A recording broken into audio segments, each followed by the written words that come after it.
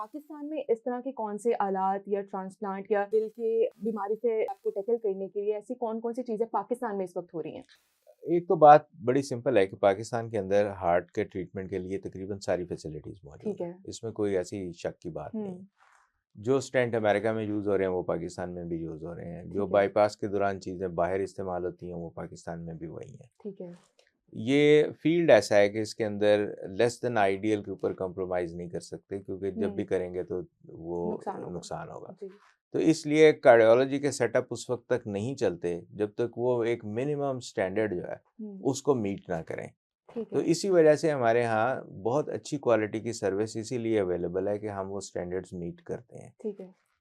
Transplant से मुराद अगर आपकी हार्ट ट्रांसप्लांट है तो वो पाकिस्तान में नहीं है, जी, लेकिन उसके लिए ज़्यादा परेशान इसलिए होने की ज़रूरत नहीं कि वो दुनिया के बहुत सारे मुल्कों में नहीं है। ठीक है।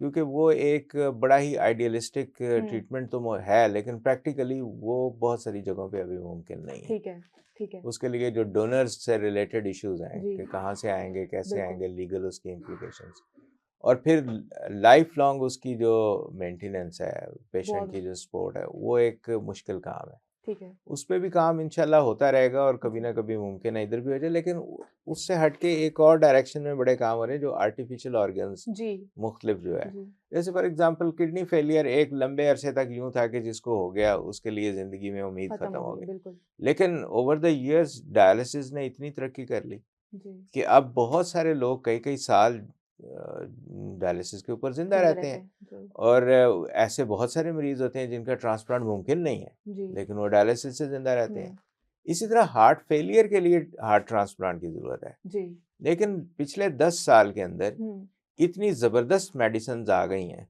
ठीक है। कि हार्ट फेलियर के पेशेंट्स भी जिनके हार्ट का फंक्शन हुँ, 20% है, 15% से 20% के दरमियान है, वो भी एक रीज़नेबल क्वालिटी ऑफ लाइफ के साथ कई साल ज़िंदा रहते हैं। ठीक है। तो इस लिहाज से बहुत सारी चीज़ें हैं जो आने वाले दिनों में और भी आ जाएँगी। हुँ, लेकिन लोगों को इसलिए तसल्ली रखनी चाहिए कि यहाँ जो लेवल ऑफ ट्रीटमेंट है वो तकरीबन वो सारा ऑलमोस्ट सेम अवेलेबल है। है, जी। जो कि रेस्ट ऑफ वो द बस वर्ल्ड हमारा में एक है। कॉन्सेप्ट बन गया ना कि बाहर हो रहा है, जी, पाकिस्तान में नहीं है, अगर हम बाहर चले जाएँगे तो शायद बेहतर तरीके से। अब जैसे आपने कहा कि लोगों को ये बताने की ज़रूरत है कि पाकिस्तान में सारा कुछ हो रहा है। अब हमारे लोग डरते हैं। फॉर एग्ज़ाम्पल जैसे आपने कहा कि मेडिकेशन तो बहुत अच्छी आ गई, लेकिन some people need bypass surgery.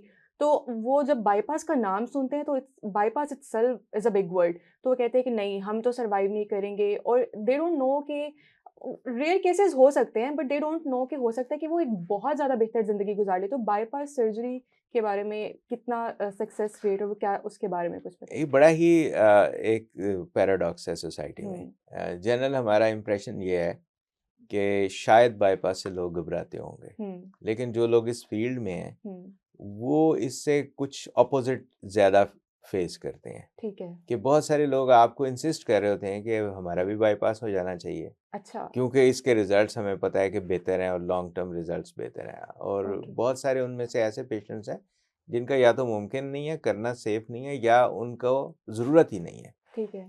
तो जैसे मैंने शुरू में कहा था कि ये तो 3 मुख्तलिफ तरीके हैं इलाज के। ठीक है।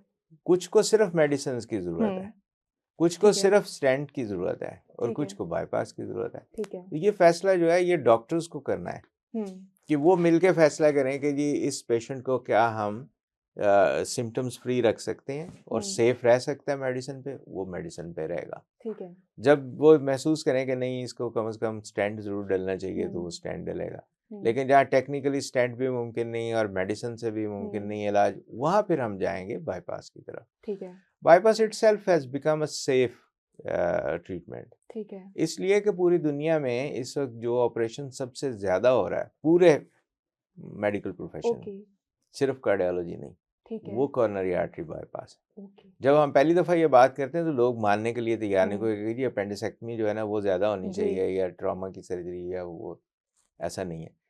जितने रूटीन के ऑपरेशंस हैं, उनमें हुँ, से सबसे ज़्यादा दुनिया में इस वक़्त जो है वो बाईपास के ऑपरेशंस हो रहे हैं। Okay, okay.